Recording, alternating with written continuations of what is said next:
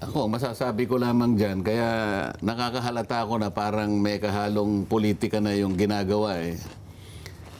Kasi kung yan ay, ang layunin ay isang pulong bayan, may kaugnayan sa pagpapaliwanag sa masalimuot na usapin tungkol sa West Philippine Sea, Yung public hearing, opo. public hearing, eh bakit yan pinayagan?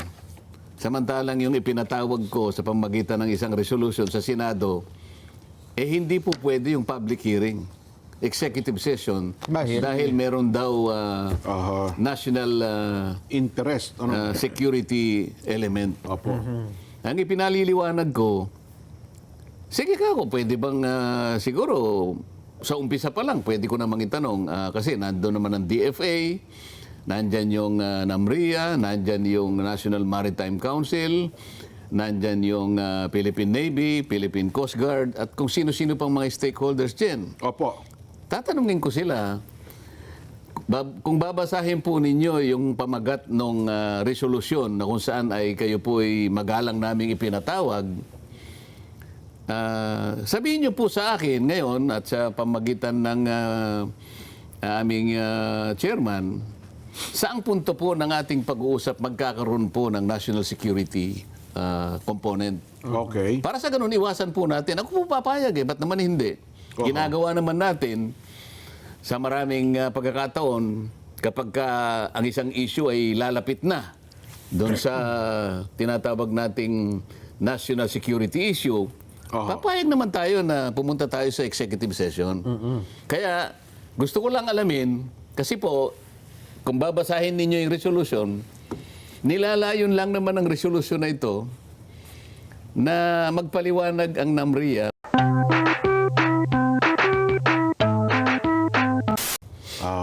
Kaya natin dinidiscuss para sa ganun, eh ngayon, kung nakikinig sila, mag-isip na sila ng dahilan. Malamang ang akusan ng nakikita ko nito, yung taong bayan, bakit nga ba nagkaganon? At kahapon, kahapon... Ano ang epekto? Halimbawa, kung nandun yung NEDA, DepDep na yata ang tawag ngayon. Opo, DepDep. So ano po ang epekto sa presyo ng 110 pesos per liter? Nako, palo na lahat Sige, po yan. palagay mo, meron pa po tayong supply ng pagkain ngayon. May pambili pa kaya naman ang karaniwang mamamayan? Yun ang tanong eh. May pambili, gaano ang mabibili? Yan po ang totoong pasakit na sinasabi yung sapirings talaga yun. Oo. Sabi nga ni Mrs. kaninang umaga, pinag-uusapan namin, bakit kanya yung pinamamalengke natin biglang nadoble? Noong doble po ang halaga, yung pera. Oo. Pero yung Halimbawa, 100 pesos. Opo, naging 200. Naging 200. Maski siya nag-isip din eh. Pero ang nabili, mas makaunti pa kaysa naunang... Baka kasi Hindi, naman... yun din. Yung dati mong binibili. din. Halimbawa, kamukha nito. Ito yung basket ng chicharon. Yan, opo. Nabibili mo sa 100 pesos. Ito. Ang sabi niya sa akin, ganito rin na pero 200 Bagay na yung 200 na. Sabi ko, paano nangyari yun? Eto nga, ako nga, siya yung nagbabudget eh. Oo. Kinakailangan nating i-rationalize ito. Paliwanag na. Hindi ba pwedeng masyadong malaki? Mahigit 55, naging 110. Kwentahin mo nga ilang porsyento ang inilukso. 55, 110, almost 50%. Almost 100%. Kwentahin mo. Ilang porsyento? At bukas, another 10 pesos. So, Hindi, maging 100. yung 110 muna. Huwag mo 110. tinatakot ang mga kababayan natin. Sige. 55, 110, Oo. Magkano? mula sa 55. Hindi 100% nga po, Sen. Kasi 55 Hindi nga plus magkano 55. nga 100% mas eksakto? 110, di ba? 55 plus 55. 55 plus 55 cent, 100% po talaga. Dalawang 55, hindi 110. Tama, 100%. 100% tumaas, Kaya nga nadoble. dumoble. Nadoble nga po. Opo. 100% nga. Pero sabi... Ngayon, hindi ba dapat ipaliwanag natin? Bakit po naging 110? Meron naman siyempre ang paliwanag yan eh. Pero may pampalubag-loob siya ng inyong kumare, si Secretary Sharon Garin. Para... Hindi ko naman siya kumare, kaibigan lang siya. ganun ba? Si Garin pa, yung isa pa, Janet pala, tawag ninyo. Janet Garin, Opo. Ang sabi niya po, darating na yung binili nating 300,000 300,000 bariles. na bariles galing po sa isang bansang hindi pinangalanan. Kapitbahay na bansa na natin. 300,000 na Bariles. bariles. Oho. Kwentahin mo nga, yung bariles ilang litro. Pero sabi po niya, good for 2 days lang po naman yun. Oo, konti lang. Kaya nga sinasabi ko nga sa'yo. Kasi, ang consumption natin per month ng diesel, Opo. 1.1 to 1.2 billion liters. Nako, wala. Gamu mo pala yun. Gasolina, 800 to 900 million liters Grabe. per month. Ngayon, ito bang 1 billion palagay mo na 1 billion per month. Opo. Lahat ba dumadaan sa Strait of Hormuz. Strait of Hormuz? Yan po ang sikreto ng mga petroleum companies. Hindi, yan eh. kaya nga, ano tayo, magtalastasan tayo. Ikaw, Shell, Chevron, si Direk, Petron. Petron. Oo. Pwede po bang malaman po natin, saan po nang galing ang inyong inventaryo? Nako, Sen, alam ko. Saan po ilan po yung nanggaling sa Strait of Hormuz? Aha. Ilan po yung nanggaling sa direktang rota na nanggaling sa Rotterdam na nandito na po yung tangke? Hindi naman po kayo pupunta sa Rotterdam, ang tangke po nila nakahimpil na po dito sa Singapore. Ganon din po yung Petronas, naghimpil din dito. Dalawang refineries lang naman po yun eh. Opo. Hindi po ba dito kayo bumibili? Sa totoo lang, Sen, alam nyo, marami na pong pagdinig dati sa Senado. Buksan lang ang libro nila. Magkapitpitan. Lahat na pitpitin ninyo. Hindi lalabas at lalabas po Hindi yan. kasi napupunta lang kami doon sa excise tax. Akala mo yun ang pinaka Solusyon. ultimate na solusyon. Sabihin ko sa inyo, kahit na sinuspindi natin ito, merong problemang kinreate di ba? Opo. Dahil nawala yung priority projects natin Yes. na sinusuplayan ng excise tax. Pagkatapos sasabihin mo 110, magiging 120, di nawala na naman yung excise tax. Oho. Kahit na tanggalin mo pa, hindi ito yung ultimate solution. Kailangan yung amount ng supply natin manatili. Kaya itatanong ko, bakit ayaw nyo mag-import dito sa ano? Oho. Bakit ba palagi nyo sinasabi ang ginagawa nyo dahilan yung Strait of Hormuz? Ay, nako. Oo. Ay, ewan ko, Sen. Ito, meron tayong isang... Walang iniwan doon sa isang tao na nagsabi na, teka muna, bago ko tatawagin yan, kinakailangan i-adjust muna nila yung kanilang Sasabihin. yung kanilang sasabihin. Kinakailangan ma-overcome nila kanya yung theory ko on believability. Oho. O kaya ma-overcome nila yung aking calculation on, anong tawag doon? Yung logistical nightmare. Oho. Merong nagsabi nun eh. Anyway, Sen, wag na nating... baka wait pa ulo ni Nelson din, ha? Ito, Sen, baka makatulong po ito. Natakot ka na naman. Baka... But meron ba tayo binabanggit na pangalan? Hindi, wala naman po. Hindi. Pagkahalimbawa lang nga sa akin. Opo, Mga tuwirang ka, base sa ebidensya. Oho. Okay? Ngayon, kung sasabihin mo sa akin, teka muna, ilapit-lapit nyo sa i-adjust ninyo muna. Oho. Ilan bang malitang gusto mong alisin natin kay ganun? Yung ba pag-adjust? Anong pangalan ba yung tatanggalin natin? Oho. Yun ang pag-adjust, di ba? Yes po. O kanya, tanggalin mo lahat. O yan, okay na, tatawagin na natin sila. Hindi po pwede yung ganun. Oho. Oo. Ito, Sen, ewan ko, baka makatulong po ito. Kasi meron pong kasama sa Senado, nagpanukala, Senator J.B. Hercito, magtatag na raw po ng isang Government Interagency Task Force na tututok daw po sa posibleng epekto ng lumalalang sigalot sa gitnang silangan, ekonomiya at enerhiya. Ang panukala po ng Senator JB, dapat na po maghanda na ang pamahalaan para sa anumang maaaring mangyari at hindi na po hintayin na lumala pa po ang krisis. At hinihikayat po niya ang Executive Department na magtatag daw po ng National Contingency Framework at ang nakakabahala daw po ng posibilidad na maapektuhan ng patuloy na pagtaas ng supply ng langisten.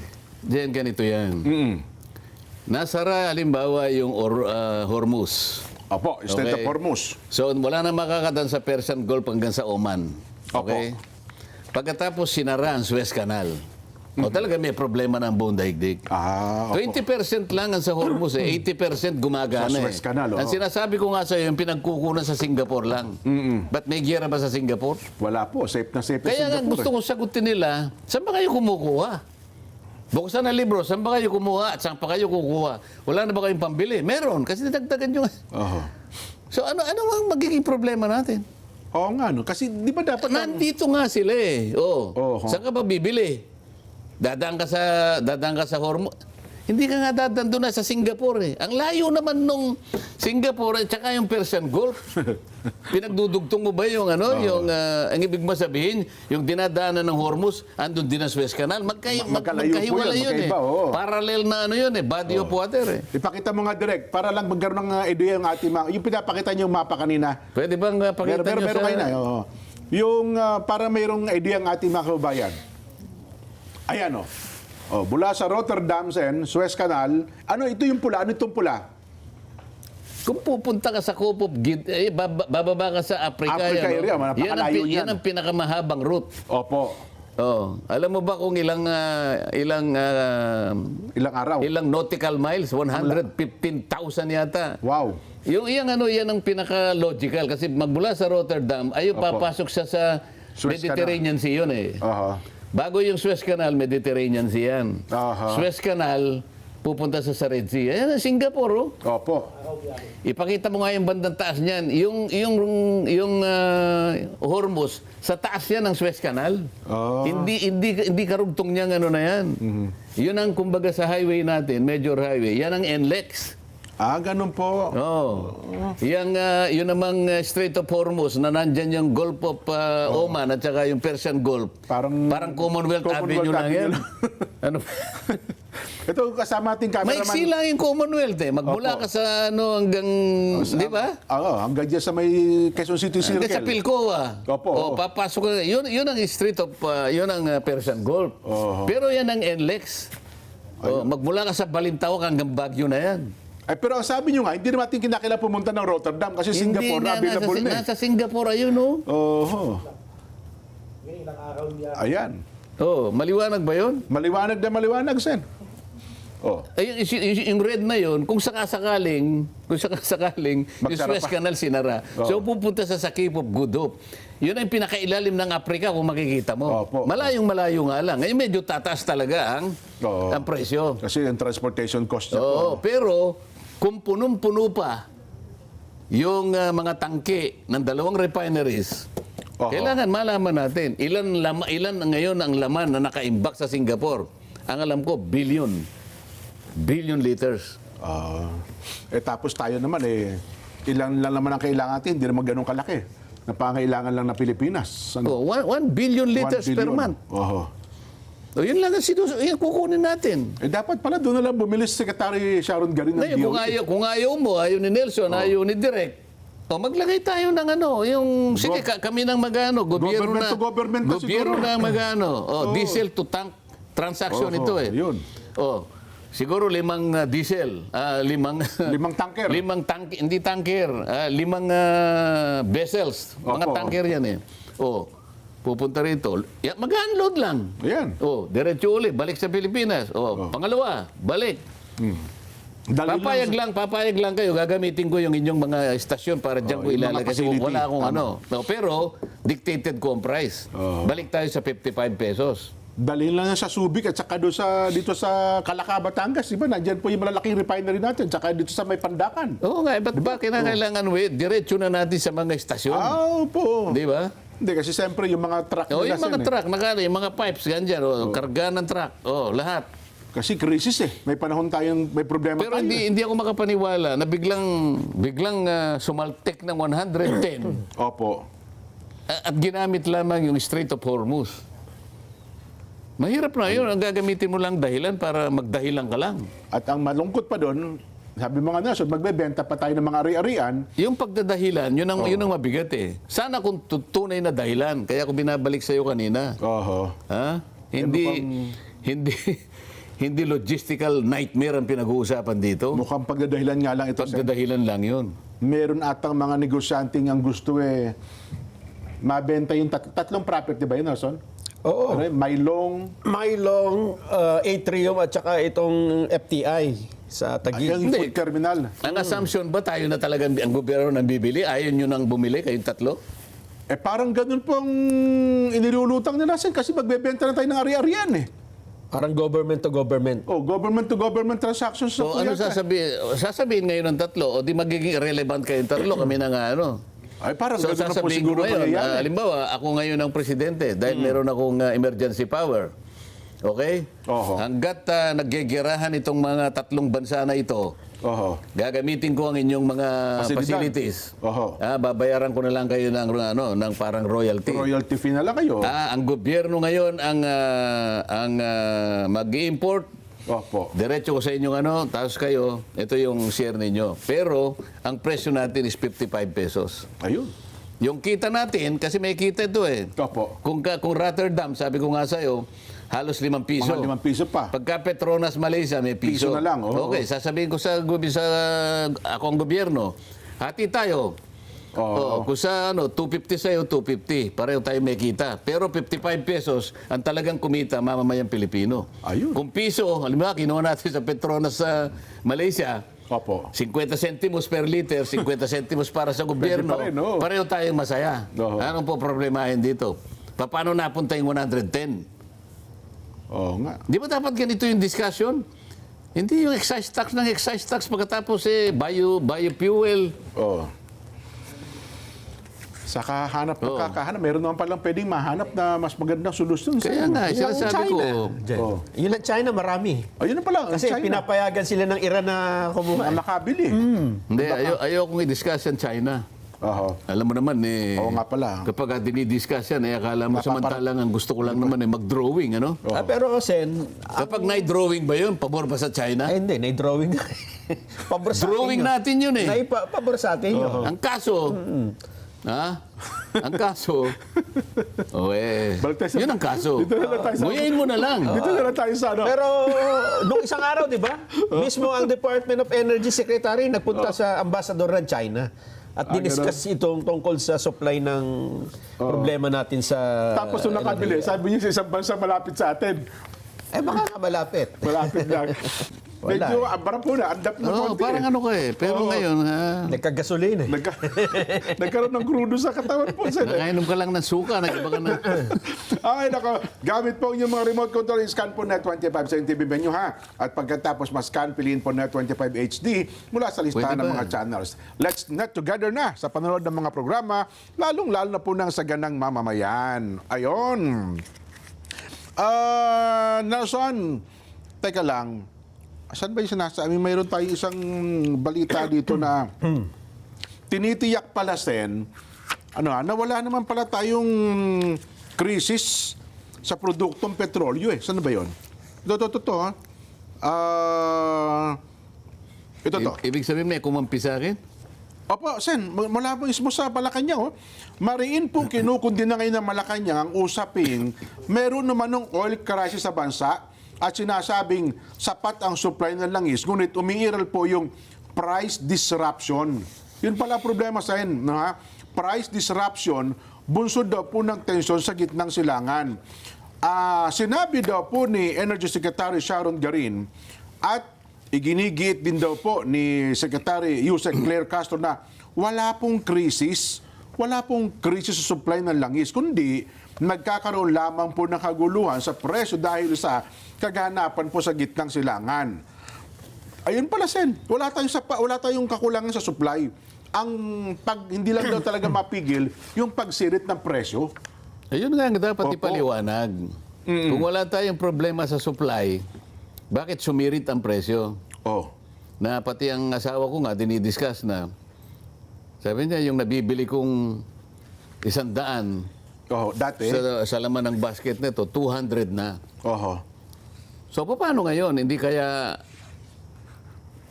pangkaraniwan na, lalo na sa mga kababayan nating nasa Tsak siya. Ganun din po kalagayang sa mahirap. talaga. Paano ngayon? Oho. Wala bang epekto doon sa kanilang pangangailangan, sa mga pangunahing pangangailangan? Pagkain, Tsak po, meron yan, Sen. paano yung inflation ngayon? Oho. Yung pinag-uusapan natin dito, Jen, yung banner inflation. Opo. Yung banner inflation, ito yung magkakasama yung langis at saka pagkain. Yan ang mahirap kontrolin. Oho. Yun ang pinag-uusapan. Kung core inflation lang, medyo manageable yun. Manageable po yun. Ngayon, kung halimbawa sumirit ang presyo at hindi lang pangkaraniwang pagsirit ito, mahigit 100%. Dahil sabi mo, tataas na naman ng 10 piso. Opo, bukas, Sen. Eh doon nga sa pangkaraniwan nating buhay, bago nangyari ito, yun lang, tumaas lang siya ng piso, 2 piso eh. Ay, nako. Bagay na. Nagkakanda ipit-ipit na eh. Paano ngayon ito? 100% ang itinaas. Totoo Nakwenta ba, nakwenta ba ng ating mga economic managers kung gaano ang pagdadalamhati na idudulot pa ito sa mga kababayan natin? Palagay mo may pagkain. Meron pa kaya siyang ibibili? Magkano pang pwede niyang ibili? Oy, parang wala na po, Sen. Baka yun ang problema doon. May nakikita kang Kaya, pagkain, wala kang pag pambili. sinabi mong meron supply, hindi tayo nahahangga doon. Oo. Merong supply pero sumirit ang presyo. Dapat Anong epekto sa affordable. tao nun? Oho. Dapat po mabibili. Hindi yung titingin-tingin lang ang taong bayan. Hindi lang sa mabibili, may pambili. Ah, well, yun na nga. Wala rin Kasi talaga pambili. ang supply walang problema eh. Oho. Oh, may pambili kaya siya. Kasi ikaw na nga nagsabi kanina bago tayo magsimula, napansin mo dito sa Visayas Avenue, Sa mga sakarsada ngayon, Sen. nagbibisikleta na lang. Isipin mo kanina matanda, nagbibisikleta. Oho. Siguro ayaw niyang magbisikleta dahil medyo matanda na yun. Baka mamaya Napilitan na sumemplang lang. pa yun eh. Opo. Pero napipilitan yung Napilitan dahil bibili siya ng gamot. Oh. May magta-tricycle yun. Magkano ang itinaas sa tricycle? Ang tricycle daw po ngayon, pag sasakay kayo, ay kontrata na. Dati po, 8. Para daw makatipid sila, gagawin nila kontrata, yung isang tao, babayaran niya lahat ng pasahero. Kung ilan man ang sakay nun, 4 o 5, lahat yung babayaran niya. Ganun po Paano mangyayari. yun? Bakit naman siya natin magbabayad? Sasakay naman lahat yun. Hindi man lang magkukontribute. Hindi na nga po, hindi siya na magsasakay yung driver. Kumbaga, kontrata na. Isang tao lang ang pasahero, pero babayaran niya yung buong special trip po ang tawag. Para daw makamenos. Sino naman ang papayag ng ganun? Yun na nga po, Sen. Kaya maghihintay. Oo. Ikaw, kahit ikaw may-ari ng Shell, hindi mo gagawin yun. Hindi ba? Ewan ko ito may-ari ng Chevron. Punuin yung di ba? Dapat punuin mo eh. Kasi hindi, puro special trip daw ang biyahe. So, ibig Ay, mo ba nako. sabihin, normal pa ba yung ganong klase? Ay, hindi talaga Kaya nga, normal. yung sinasabi ko, yung pagsirit ng presyo ng hindi na normal ang buhay natin. Opo. Ay, nako. At mukhang lalala pa, Sen, dahil yung ultimatum, Ayan, mananakot ka na naman eh. yung ultimatum Ang ni usapan Donald natin Trump, kanina, pag dinidiscuss natin ito, huwag nating tatakutin ng ating mga ay kababayan. nakakatakot talaga ito, Sen. Chicharo na nga. Hindi, habang binabanggit mo yan, dapat nakangiti ka kagad eh. Hindi, ang asim ng mukha mo eh, binabanggit. May suka kasi Matatakot dito. talaga eh. 48 Oho. hours. Ayan, nakangiwi. Ultimatum na inilabas ni President Donald Trump. Oh. Ang kanyang hiling, Iran, buksan mo na yung Strait of Hormuz. Padaanin mo na. Ganun ba kasimple yun? Sabi niya, within 48 hours. Alam mo ba kung kailan ang deadline nito? Kailan yung tapatak yung 48 hours na yan? Nagtapos na. O di matake na siya? Ay, hindi pa. Hindi pa, tahimik pa. Hindi, nung pagkasabi yata eh, Ang Iran ang unang umatake, Sen. umatake yung Iran eh. At nagbabala pa ang Iran. Kapag umatake kayo, wala na. Total closure ng Strait of Hormuz. Kasi may dumadaan pa naman talaga eh. Malaysian vessels Opo, at saka opo. Indonesian. Kaya pwede nating sabihin ngayon, kung talaga may kaibigan tayo, halimbawa, Opo. ikaw ang may-ari ng ano ka, Ang Shell po, Shell. Oh. wala kang kaibigan naman na tanker naman sa Malaysia. Tsaka ikaw, pwede mong kasangkapanin. Indonesian flag. Oho. Pero actually, usapan natin, Sa akin mo dadalhin yan. i-deliver Opo, yan. sa akin yan. Nakaamba na yung aking vessel. Pagka ano mong ganyan, salin na lang. Ayan, opo. Yan eh, nakukuha sa pagkakaibigan. ASEAN tayo eh, di ba? Totoo yan. Dapat mag-take advantage tayo sa pagkakaibigan sa ASEAN. Sa ganitong mga pagkakataon, kailangan dyan mo gagamitin yung galing ng iyong pakikisama Kaya nga, sa mga leaders ng bansa. Kaya nga kami, Sen, kami ni Nelson ay nakikiusap doon sa isang, isang Commodore na siya nang manikluhod sa, Hindi na yata Commodore yun. Mukhang... ganun ba? Rear Admiral na ata. Oo, na-promote yun. Bilang isang opisyal ng pamahalaan at nagkakaroon ng problema, ay makiusap tayo sa China na, Hindi, pabayaan mo na yun. Yung pinag-uusapan natin yung nangyari sa Sige. Palawan. ito pala, nako, hawak ko ba yan? Ito. Ang hirap sa'yo, sa kamungunya mo, nakakalimutan mo yung... Napapasa... Hindi, kasi lalaki ka lang dati. Opo. Ang sinasabi ko, dodoblehin natin. Dumoble na ang presyo ng langis eh. Oo. So, yung pagiging lalaki mo, gusto kong i-revalidate. Pagkatapos bang mauubusan eh, masasabi mong, lalaking lalaki ako. Baka yung lalaki ako. Baka Ba naman ang... tumikwa siguro. Oh, sige, Palawan. Nasa, Meron tirahin mo na kasi yan. mga mambabatas na nagpunta ng Palawan. Sen, ha? May senador. Pagkabasa ko dito, dalawa yung senador eh. At may mga congressman pa. Alam niyong ginawa doon? Aba, nagtawag ng mga tao at nagsagawa ng isang dialogue. Wala namang masama doon eh. Wala namang masama. Anong tungkol sa anong dialogue? Ang kanilang pinag-usapan dito ay ang continued Chinese harassment in the West Philippine Sea. At isinama na rin daw yung pagtaas ng presyo ng produktong petrolyo. Inorganize ito ng Civil Society Coalition, atin ito.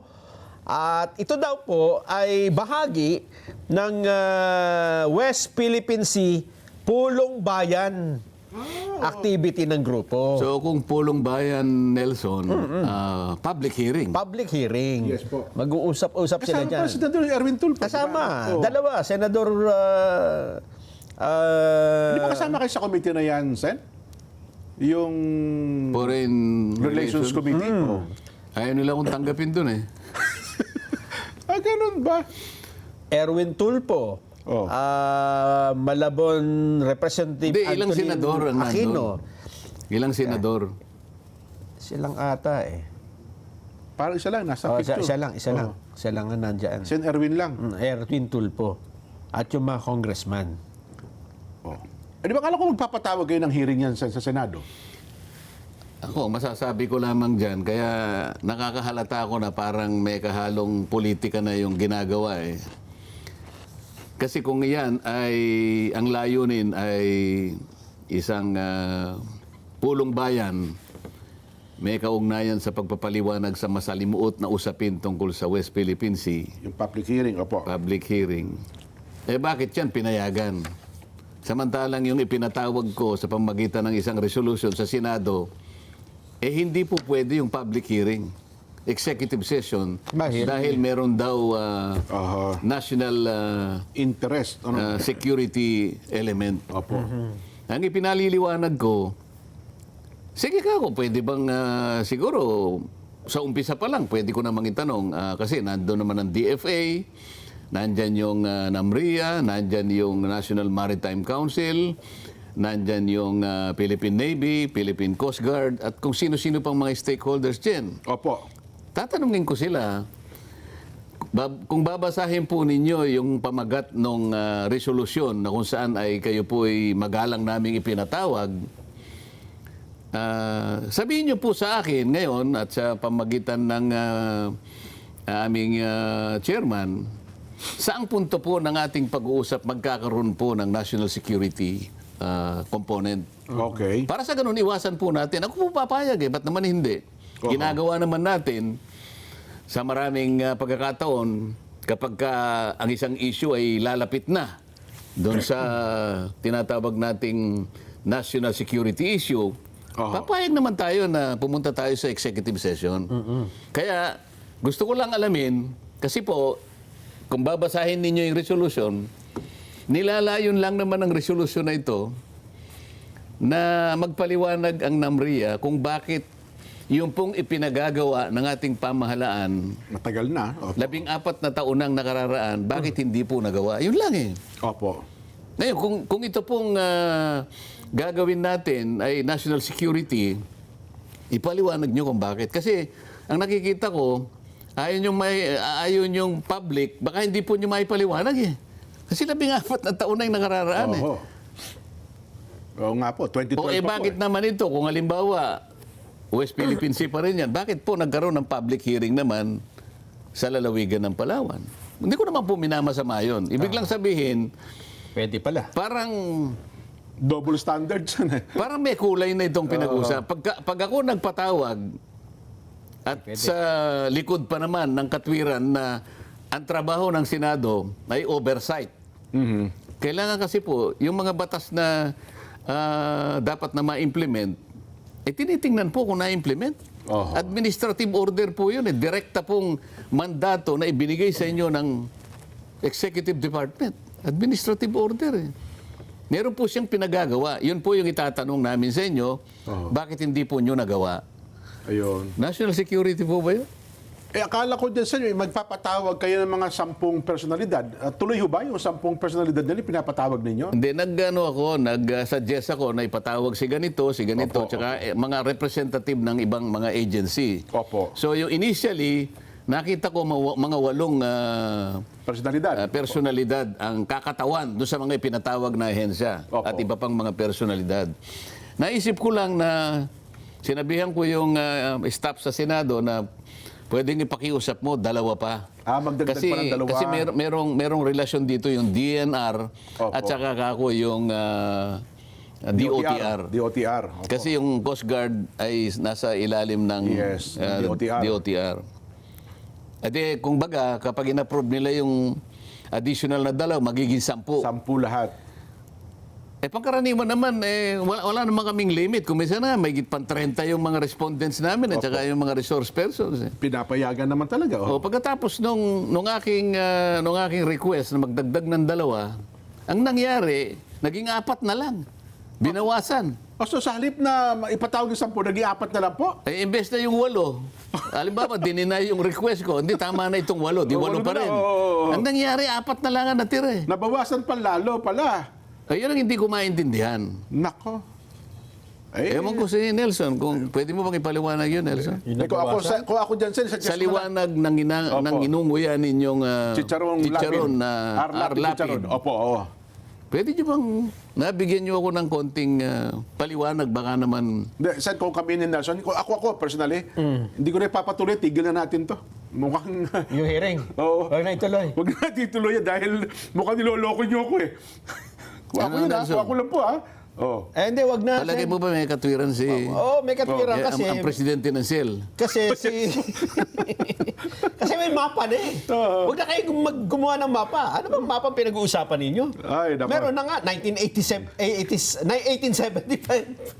1875, Aha. Carta General de Archipelago Filipino.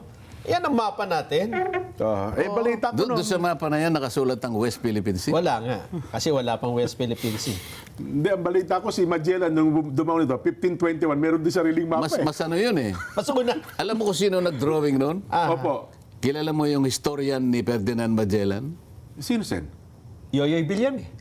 Pati ba naman hindi mo rin alam? Hindi. Si Grigor. yung flagship ni Magellan, Opo. ito yung nakabalik sa ano eh. Sa Yung Puerto papunta Rico. siya rito, ang sinakyan niya, Victoria ang pangalan. Yes po. Okay. Nung mapatay siya, di ba? Nilapo-lapo. Oo. Bumalik yung mga tao, ang nakabalik na lang, isa na lang, yung Trinidad. Ayun. Ayan. Oho. Pero wag tayo lumayo. Opo. Wala nang oras 30 eh. seconds. Sino yung historian? May Nakasama. official na historian. Ganun ba? O paano kung Siya halimbawa, nagtatala. na-drawing niya halimbawa, Opo. na yung palang kabuuan ng Malaysia, Oh. ha? At saka yung corner ng Vietnam. Opo.